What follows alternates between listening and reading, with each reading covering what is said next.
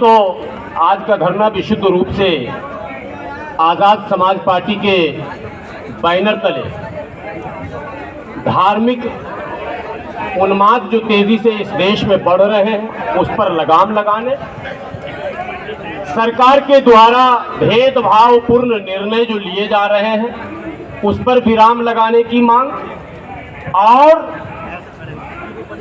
और पीछे से आवाज आ रही है, मीडिया के जो साथी सब खड़े हुए हैं तो पीछे के साथी कह रहे थे थोड़ा देर झेल लीजिए, क्या कीजिएगा, ये भी आपके काम के लोग हैं, क्या कीजिएगा, यही तो मैसेज दूर तक पहुंचाएंगे। बाकी आप लोग तो समर्पित लोग हैं, हम ही लोगों को कॉम्प्रोमाइज करना पड़ेगा, मीडिया वालों को परेशान कैसे करेंगे, यही तो हम लोग की बात पहुंचाते।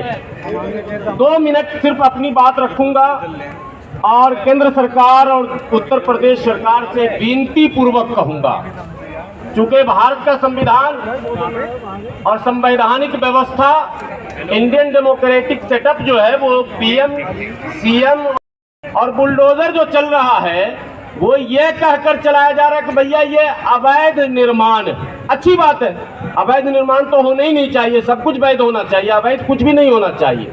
लेकिन सवाल है मीडिया के साथियों, आप पहुंचाएंगे देश के लोगों तक, उन देश के देश प्रेमियों तक जो भटक गए हैं और जो फर्जी नैरेटिव बिल्ड किया जा रहा है उसके चक्कर में आ रहे हैं, गोदी मीडिया के चक्कर में, कि ये वैध और अवैध परिभाषित कैसे होता है, कब होता है। आपने सुना होगा नबी के शान में गुस्ताखी हुई, चंद लोग छतरपुर से निकलते हैं, थाने में एक अर्जी देने जाते, कहा यह जाता है कि थाने पर इन्होंने पथराव किया। मैं इस तमाम भीड़ से पूछता हूं, मीडिया के साथियों से पूछता हूं और भारत के तमाम इलेक्ट्रॉनिक चैनल और प्रिंट मीडिया से पूछता हूं कि छतरपुर थाने पर पथराव करने का कोई वीडियो आपके पास है क्या? है क्या मीडिया के बंधु, आपके पास है क्या? आपके पास है, बोलिए हाँ या ना।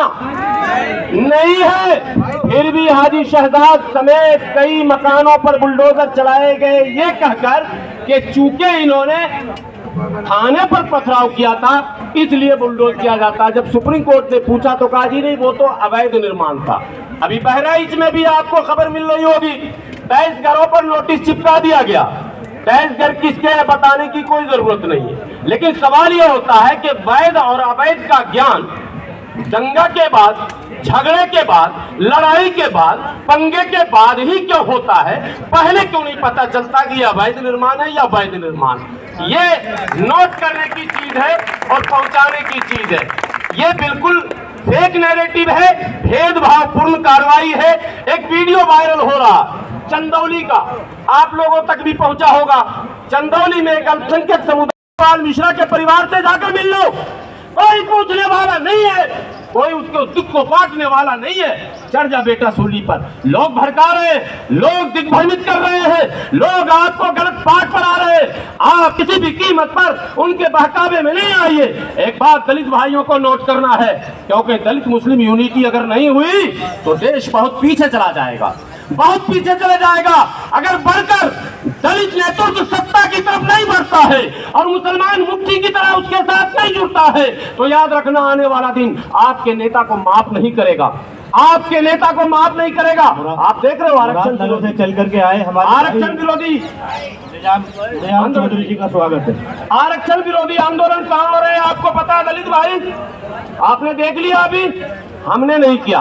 बहरहाल मैं कोई सफाई देने नहीं आऊं, 2 बात ही रखने थे कि ये जो बुलडोजर चलाया जा रहा बात बात पर, इस पर विराम लगना चाहिए और ये वैध और अवैध की परिभाषा भी सामने आनी चाहिए। एक ये महत्वपूर्ण मुद्दा।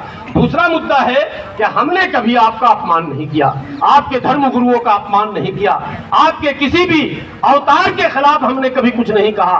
क्या मुसीबत है, आप प्रवचन करने जाते हैं, आप जो है कथावाचक हैं, आप अपने धर्म का जो कुछ भी कहना है कहिए अपने लोगों से, आप दूसरे धर्मों पर अभद्र टिप्पणी क्यों करते हैं? इसकी अनुमति कौन देता है और कौन है जो उसके बचाव में सामने आता है? ये प्रचलन बंद होना चाहिए। क्या ये सुनियोजित ढंग से होता है? आपने मुफ्ती सलमान अजहरी को सिर्फ इसलिए गिरफ्तार कर लिया था कि उसके शेर जो थे वो भड़काऊ थे। ठीक है, मैं विरोध नहीं कर रहा हूं, मैंने कहीं धरना प्रदर्शन भी नहीं किया, हाँ आपत्ति तो जताई थी हमने, लेकिन आपने दूसरों को गिरफ्तार क्यों नहीं किया? कौन सी मजबूरी है है? क्या आप इन लोगों को गिरफ्तार नहीं कर रहे हैं?